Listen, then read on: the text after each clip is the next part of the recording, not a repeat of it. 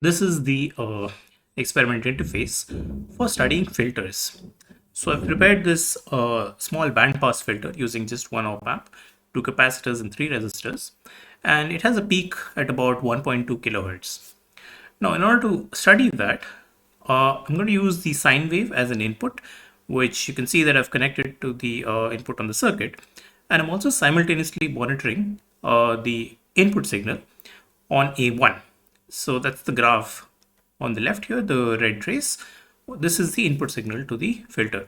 Now the output is connected to A2, and that is this one here.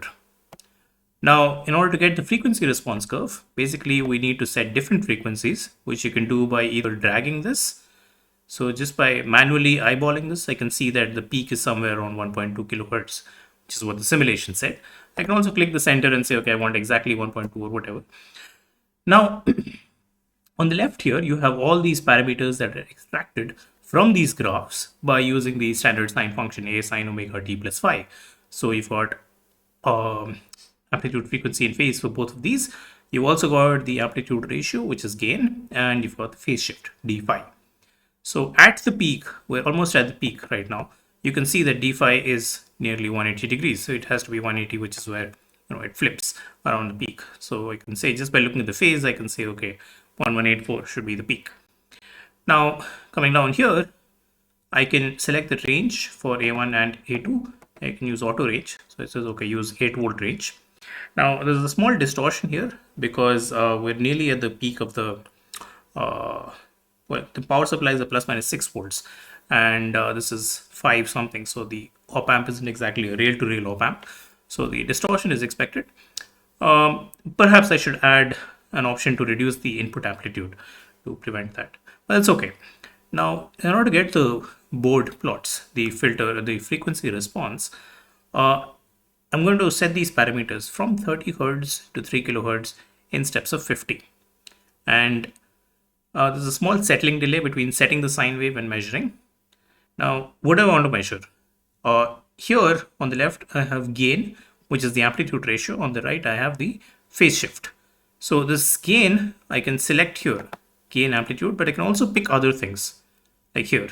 Okay, so I'm going to select gain and let's take more than 50. Let's take 250 data points and click on start. So you see it starts at 30 hertz and automatically increments such that you get 250 points at the end. And for each frequency, it fits the input amplitude, accounting for any amplitude distortions along the edges. You don't really need it if you assume 3 volts amplitude. It also fits the output waveform, extracts the amplitude for that, and calculates the gain ratio, which as you can see has peaked and is now reducing again. Now here you can see the frequency plotted as, the gain plotted as a function of frequency. And you've also got the phase shift here, d phi. Now, if you want to see what the phase shift is at the peak, you can just zoom in on these two by scrolling here.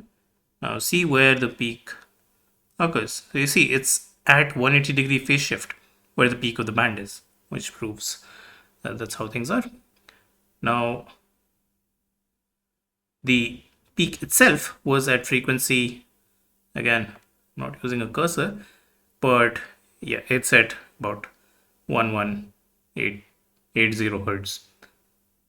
Okay, so this is how you can zoom in on the axis and select what you need. You can also click and drag to pan and the phase shift there, or just auto scale the whole thing there. So this is the filter circuits thing. You can replace this circuit with any low pass, high pass, RC networks, whatever you have. Now, you can also plot this individual data in Matplotlib if you want some sort of publication quality things.